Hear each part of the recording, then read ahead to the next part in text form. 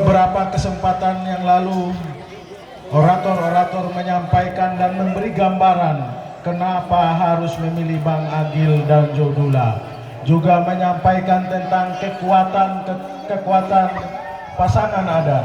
Di kesempatan sore hari ini saya akan menyampaikan gagasan, ide dan program pasangan Agil Rumakat dan Jodula Enver Rumarei Watimetal 5 tahun ke depan.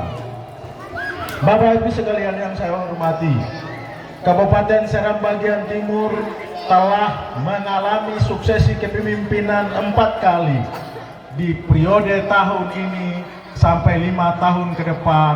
Ini adalah suksesi kepemimpinan yang ke-5 kali. Itu artinya kita akan memilih bupati dan wakil bupati yang ke-5. Bagi menetapkan apa yang ingin diimpikan dan dilakukan 5 tahun ke depan, kami mengkaji dulu, melihat ulang bagaimana kekuatan anggaran kita ke depan. Bapak Ibu sekalian yang kami hormati, di tahun 2023 Katong SPT pung uang sebanyak 951 miliar. Dari uang tersebut, Katong dapat melalui pendapatan asli daerah yang terdiri dari pajak dan retribusi daerah sebesar 36 miliar rupiah. Kemudian 914 miliar rupiah Katong dapat dari kiriman Jakarta yang terdiri dari dana bagi hasil pajak kurang lebih 21 miliar rupiah, juga dana bagi hasil bukan pajak atau sumber daya alam 30 miliar rupiah.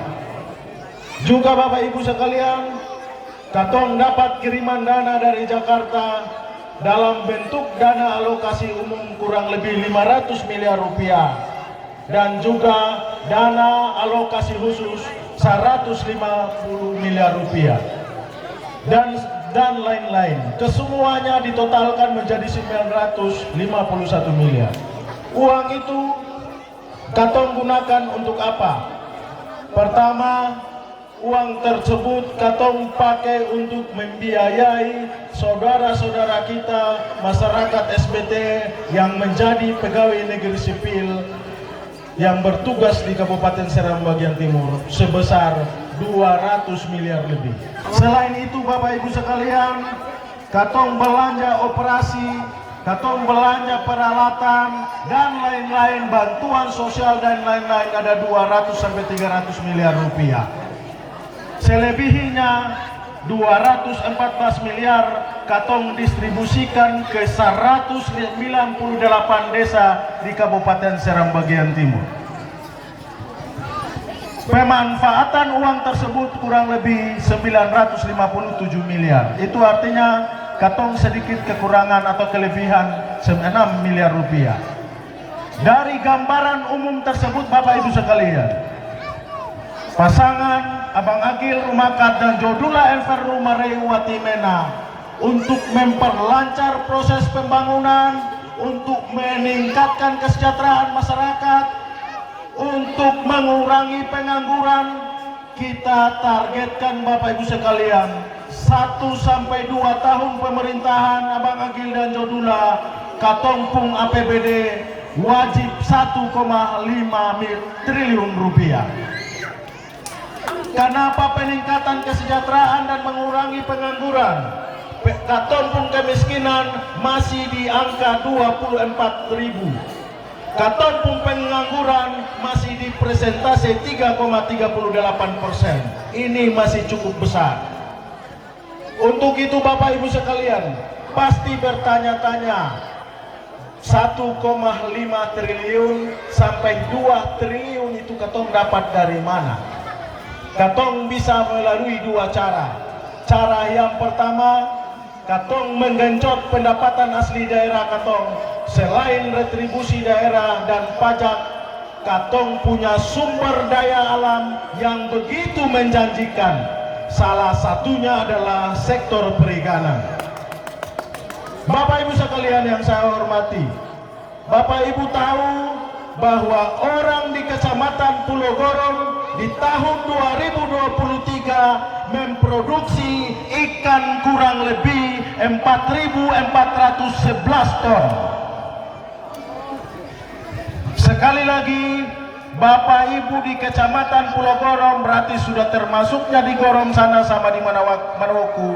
Katong hasilkan ikan kurang lebih 4.411 ton. Itu baru Kecamatan Pulau Gorong, belum kecamatan lain yang ada di SBT ini. Untuk itu, di sektor perikanan ini, Abang Agil dan Jodula memimpikan jika beliau berdua terpilih menjadi bupati dan wakil bupati, katong pun 198 desa, 90% desa berada di pesisir, seluruh unit usaha di desanya, BUMDesnya diarahkan ke sektor perikanan. Sehingga Bapak Ibu sekalian di saat melaut dapat ikan mau banyak atau mau sedikit, kalaupun banyak cukup untuk makan di rumah, sisanya bisa dijual di badan usaha milik desa. Bapak Ibu pasti juga bertanya-tanya, sampai di desa mau dibawa kemana? Untuk mau dibawa kemana ikan-ikan itu akan menjadi tanggung jawab pemerintah daerah 5 tahun ke depan. Bapak Ibu sekalian yang kami hormati, bayangkan Bapak Ibu sekalian, seluruh BUMDes aktif, masyarakat bekerja di BUMDes, masyarakat melaut pulang pasti punya hasil dari tangkapan ikan yang dilakukan. Otomatis kesejahteraan masyarakat akan kita tingkatkan. Kemiskinan yang 24.000 itu paling tidak kita tekan setekan-tekannya. Itu baru satu sektor di sektor perikanan.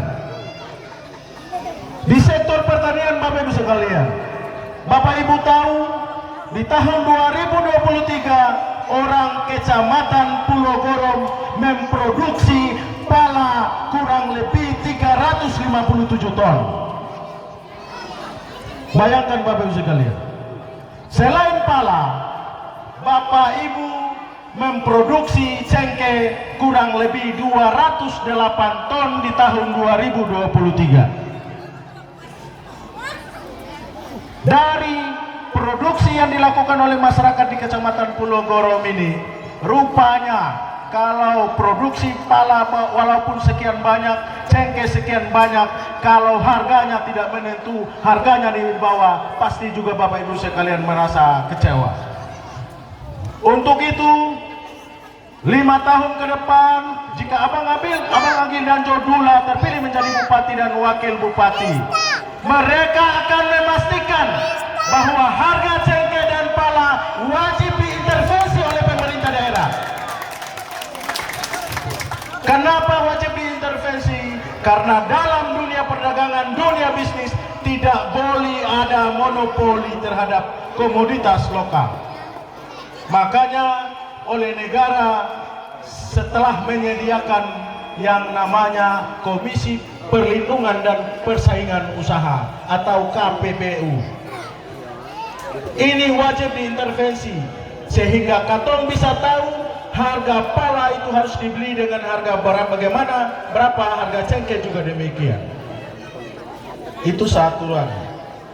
Selain itu Bapak Ibu sekalian, untuk menopang semua rencana, semua program yang akan didorong oleh pasangan Agil Rumakat dan Dula Efer Rumarei Watimena.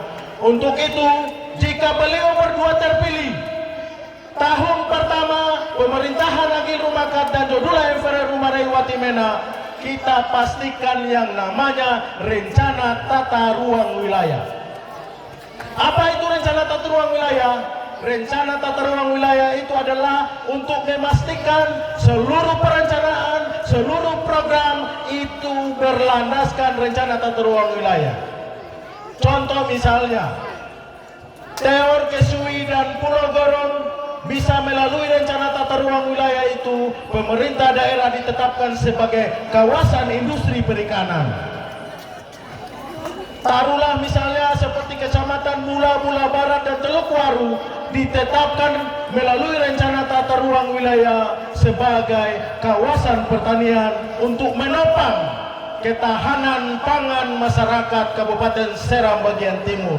Jika suatu saat terjadi perang dunia ketiga antara Israel dan juga Iran, harus katong mimpi ke depan. Bukan tidak mungkin perang dunia akan terjadi, kehalakaan pangan pun akan terjadi.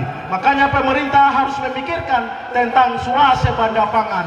Ini juga bagian daripada visi pemerintahan Republik Indonesia hari ini. Yang berikut Bapak Ibu sekalian, selain rencana tata ruang wilayah, pasangan Abang Agil Rumakat dan Jodula Enver Rumarai Watimena akan memastikan jika beliau berdua terpilih menjadi bupati dan wakil bupati, akan didorong peraturan daerah tentang perlindungan dan pengakuan hak-hak masyarakat adat.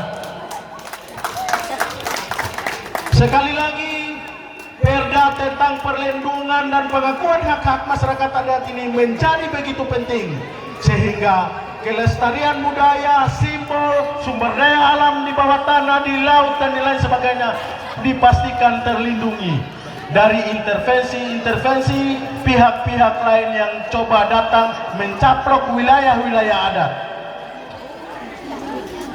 Saya, Bapak Ibu sekalian, saat kemarin menemani Abang Agil dan Jodula kita ron Pulau Gorom, di satu kampung di Pulau Gorom saya temukan seorang anak muda datang ke saya mengeluh, "Bang, beta baru sehari yang lalu ke gunung, itu menemukan beberapa patok dengan simbol di patok itu dan ada di beberapa titik." Beta sampaikan ke yang bersangkutan, "Adinda, yang ente temukan itu beta pastikan HPK. HPK itu adalah hutan yang diproduksi khusus, artinya diperuntukannya untuk pembangunan." Dia bilang ke saya, "Abang, bagaimana solusinya?" Dan menurut Abang, di antara 5 kandidat ini siapa yang bisa memastikan masalah ini?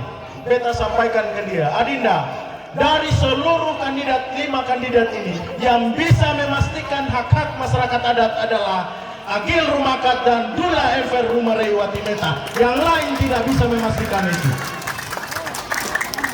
Dan saya sampaikan ke yang bersangkutan, jika perda masyarakat adat ada, maka seluruh wilayah adat wajib dilakukan pemetaan partisipatif.